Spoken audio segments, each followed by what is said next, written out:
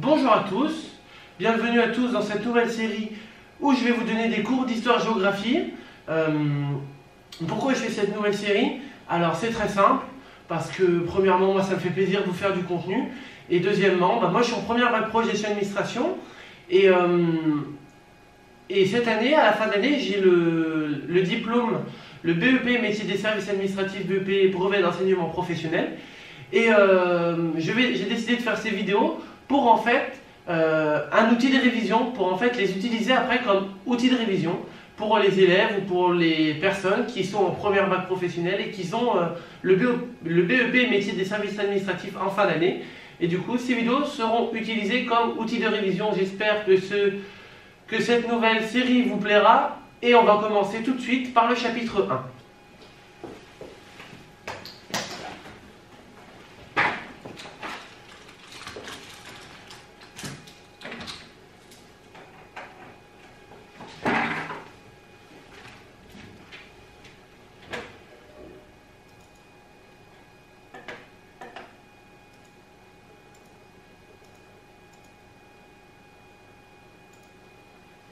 Alors, chapitre 1, on va attendre que LibreOffice s'ouvre, voilà.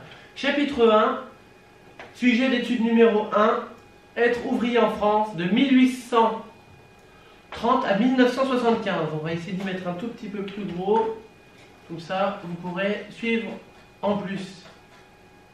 Alors, chapitre 1, être ouvrier en France de 1830 à 1975. Problématique. Quelle est la place des ouvriers dans la société française entre 1830 et 1975?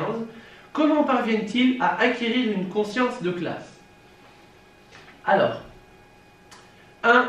Quelle évolution pour le monde ouvrier entre 1830 et 1975? A. Un monde diversifié. Le terme d'ouvrier englobe un grand nombre de métiers différents exercés dans les lieux divers. Artisans, ouvriers travaillant à domicile, ouvriers paysans, saisonniers, mineurs, ouvriers d'usine, parfois à la campagne, le plus souvent en ville. Les ouvriers sont encore polyvalents au début du XIXe siècle, mais de plus en plus spécialisés par la suite.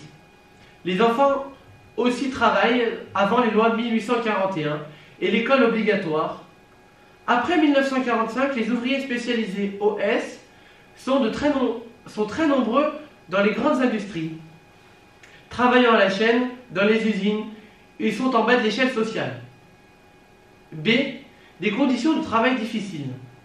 Risque de chômage, faiblesse des salaires, absence de protection contre les accidents ou les maladies ont longtemps été le quotidien des ouvriers. Les politiques paternalistes et les sociétés de secours mutuels, puis les lois sociales ont contribué à améliorer les conditions ouvrières. Comme l'ensemble de la société, le monde ouvrier a aussi bénéficié de l'augmentation au niveau de la vie accompagnant l'industrialisation. C'est une culture ouvrière. L'usine, le quartier ouvrier, avec ses cabarets, le club de sport, football, vélo, ou l'association musicale, la bourse du travail, ou le siège du syndicat sont autant de lieux de sociabilité où se construit la culture ouvrière. Mais au XXe siècle, l'essor d'une culture de masse efficace progressivement les spécialités de la culture ouvrière. Les bistrots restent un lieu de rencontre, mais le bal populaire disparaît peu à peu. 2. Comment la classe ouvrière se constitue-t-elle? A. Être ouvrier, c'est être combatif. De plus en plus nombreux, 4,4 millions vers 1850, 8,5 millions vers 1975,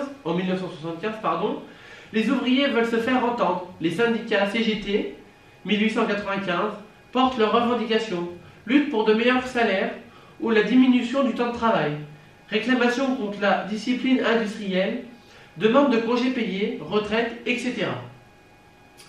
Les partis politiques de gauche, comme le Parti socialiste, créé en 1905, ou le Parti communiste, créé en 1920, prennent également la défense des ouvriers.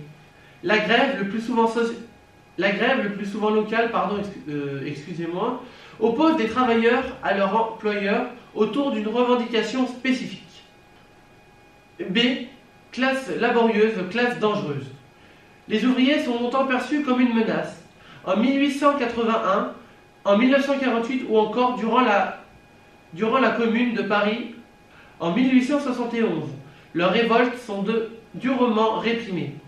Cependant, en 1936 et en mai 1968, deux mobilisations ouvrières massives débouchent sur d'importantes avancées sociales.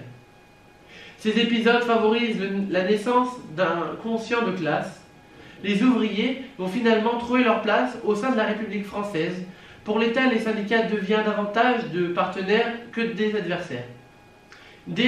Une des classes ouvrières. Dans la lignée de Karl Marx, communistes et socialistes ont souhaité la constitution d'une classe ouvrière forte, unie dans sa lutte contre le patronat et la bourgeoisie. Mais le mouvement ouvrier français se caractérise surtout par ses divisions, mouvement révolutionnaire, mouvement réformiste, incarné par Jean Jaurès. De plus, les conditions de travail et les revendications sont différentes entre ouvriers qualifiés et OS. C'était ouvriers spécialisés, je le rappelle. Hommes et femmes, français et immigrés, ce qui crée des tensions.